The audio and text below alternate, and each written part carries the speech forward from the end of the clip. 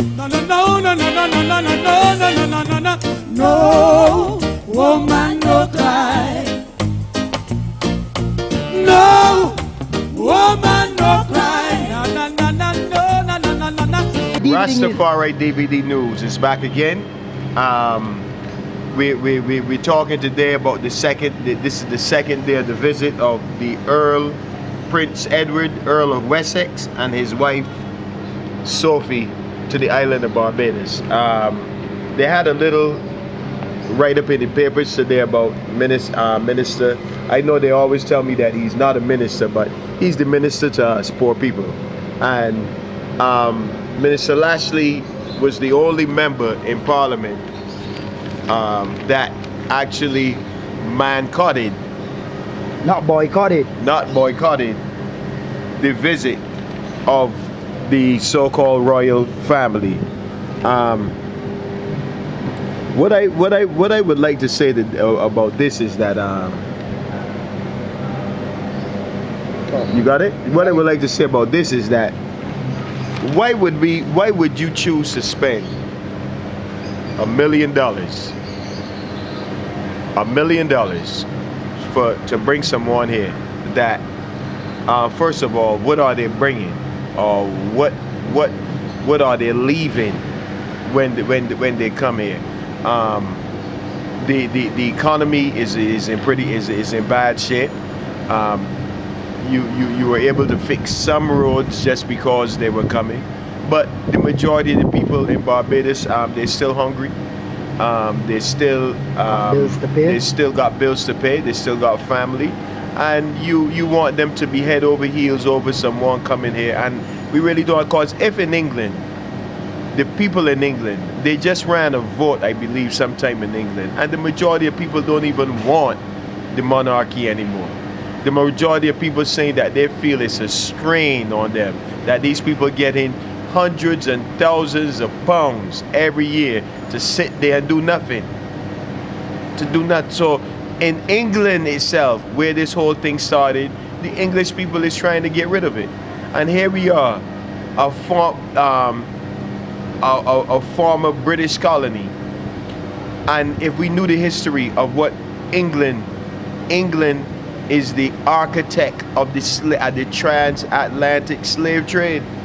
England, the blood of our ancestors run on the British royalty hands.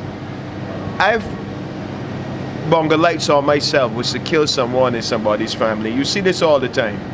Somebody kills someone in somebody's family, the person said we want that person to be hanged. We want revenge. And the person may go into prison, the person may go on death row, and doing his course on death row, he becomes a changed man. But the family still said, no, I want him dead because of what he did, the damage that he caused to my family by taking a life in my family. Now, here it is, that millions of our families' lives been lost. Millions during the transatlantic slave trade. Countless they said that the sharks in the Atlantic is the biggest sharks in the world, simply because that when the ships used to leave from Africa on their way here, the sharks used to follow behind the ships because it was guaranteed food coming off that ship, live bodies. Now, you want to tell us that that is in the past, forget it? How can we forget that? If you don't want to forget somebody that did something to some member of your family, how can I forget? Or what do you want me to forget? And then we slave for over 400 years. Over 400 years without pay. From sunup to sundown. Our ancestors was beaten, murdered, hanged, castrated, raped. Our great-great-grandmothers was raped.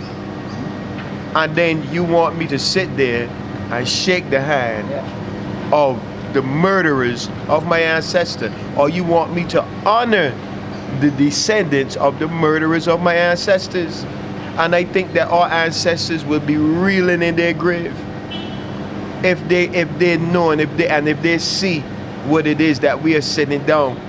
In 2012, Here's a black man saying that he is honored to be in the presence of the people that destroyed not only his ancestors, but destroyed an entire nation of people. Something has to be wrong with this psychology. And I'm speaking about and these is the ministers that we say supposed to be representing us. These are the people that we say that we feel that they're supposed to be leading us. How can you lead us when you don't even know yourself? How can you lead us as a people to freedom if you don't even know what freedom is? You still want to be a subject. You begging to be a subject. Regardless of what England do to you, you still want to bend over backwards to accommodate them. England raised the taxes on English people coming to the Caribbean. Therefore, that is going to affect the economy, right? England is deporting a lot of people from the Caribbean out of England and sending them back here.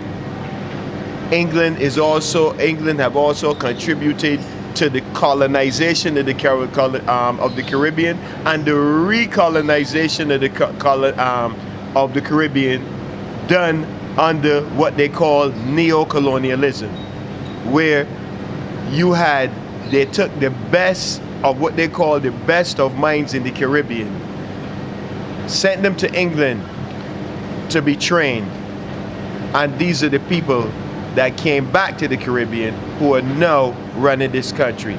Do you think your slave master is going to teach you how not to be a slave? It's impossible. So when these people come back here, they're coming back here with a mission. They're coming back here with a mission because they look like you. This is how we get food. But if your oppressor if your oppressor is the one that teaches you, he is not going to teach you how to be free, but he's also going to teach you how to continue to oppress your own. So all these ministers that you see today and yesterday that went and was bowing,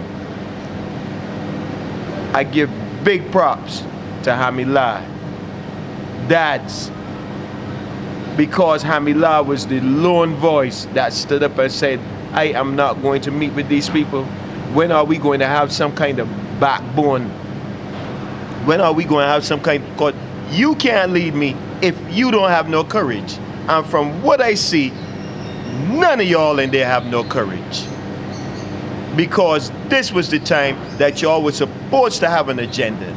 And this was the time that y'all were supposed to present the agenda to the British family, addressing the high taxes, addressing reparations.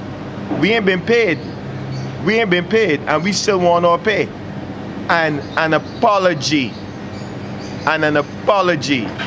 Because if you're saying that you are friends, if you are saying that, and I read in the papers, they talk about they are friends. If you are friends supposed to be able to tell another friend when they're doing something wrong.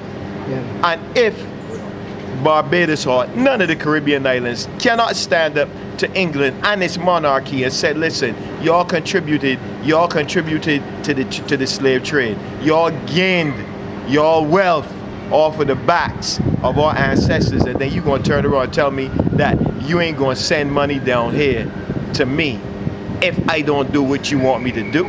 But that money you sending ain't yours, that's mine anyway. That is our money that you stole, and then you expect us to see you and you want us to line off the street when you come and wave. It ain't gonna happen. This is a new day. The youths are waking up. People waking up. They have access to information, and I'm saying that on behalf of all the youths that's struggling in the ghetto and all the people that's struggling throughout Barbados and that's struggling throughout the Caribbean, in America, even in Africa. We have to big up Hami, because what he did is something that our children's children, when the real history book about Barbados is written by Africans, for Africans, when the real history book of Barbados is written about the Africans in Barbados, Hamillah, that simple move, it may appear simple, but that have pierced the monarchy. They didn't expect that. They didn't expect that. They expect that everybody, when they come here, everybody's supposed to be bowing. Them days is done. I know that there's older people that they caught up in this whole, the British kind of thing, and I respect that. I respect my elders. But don't expect us to do the same thing we do, because we don't want to be no slaves no more. We really want to be free. We really want to control our own destiny.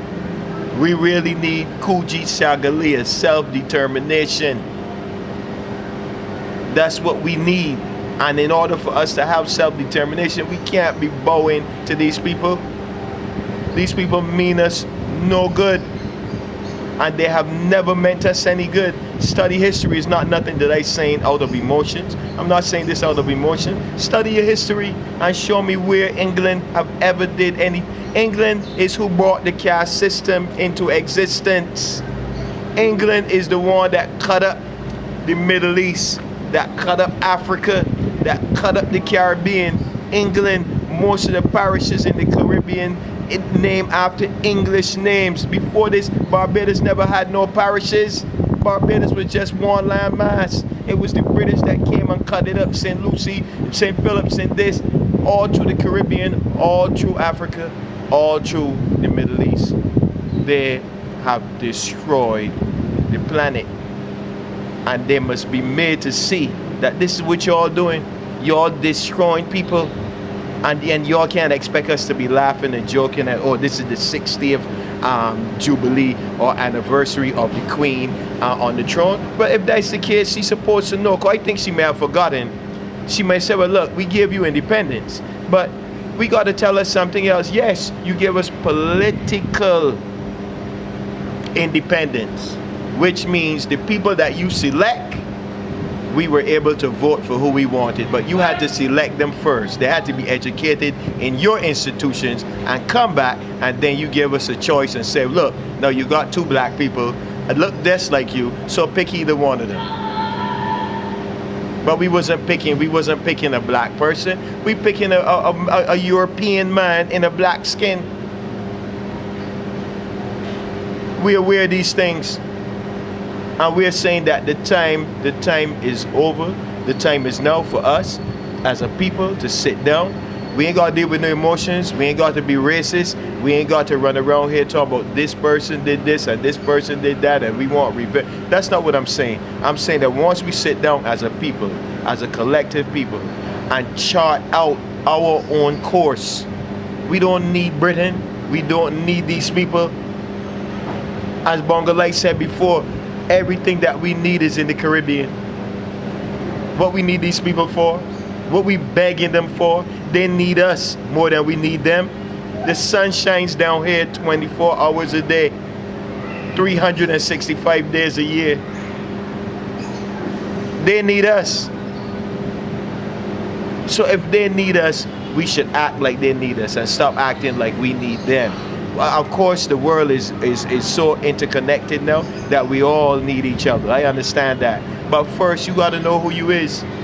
I am so glad that literally nobody showed up. Nobody was on the street. I was looking to see how many people was going to be on the street. And I want to big up the people of Barbados too. Whether they're white, whether they're Indian, whether they're black or whoever. That know and understand the struggle and know and understand, look, it's more to it than just that. So we ain't gonna just get out here and wave at these people and make these people feel good, and then at the end of the day when we come back we ain't got nothing. That's what Barbados government wanted us to do. We're not gonna do it. We're a lot wiser. I'm saying that the ministers, they're showing up themselves daily. They're showing up their colors for who they are. Only the people themselves got to have the eye to look and see who these people are, because they're showing you who they are daily. Anytime somebody could get up there and say that the Queen is our head of state. She ain't my head of state. She's not my head of state. I born in Barbados, but she is not my head of state. My head of state is in Africa, Ethiopia, Emperor Haile Selassie I. That's my head of state. Empress Rosero Menin, that's my queen. I am independent, so I have to think independent. I can't be independent and think independent. They say they let us go, but we still want to run with the queen. We got a queen, and we got a king, and we got a monarchy. We got our own monarchy. We got our own royal family. Big up the royal family of Ethiopia, and big up to all Rastafari throughout the world who have kept the name Haile Selassie I alive when all others wanted to destroy that name. It's Rastafari that kept that name alive, that kept the royal family alive, that kept the focus on Ethiopia, that tell people, look, it ain't in England, it's in Ethiopia. So I want to big up all my Rastafari brethren and sisters throughout the Caribbean and throughout the world for keeping the faith and for maintaining Emperor Haile Selassie I. And listen, I hope the royal family from England have a pleasant stay. I hope they learn something. I hope they're able to see what the damage that they have done, the damage that 400 years of colonialization have done to our minds of people. I hope you're able to assess it and see, and I hope that you're able to go back to England and tell the Queen, look, it's time that you let these people go. These people saying that they need to determine themselves. These people say that they need reparation. We need to sit down with these people if we are truly serious, and we need to give them reparation for the damage that we did. Because that's the only way I can call you my friend.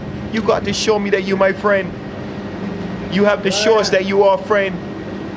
Pay us for the damage, for what you did to the Holocaust that you committed against our ancestors.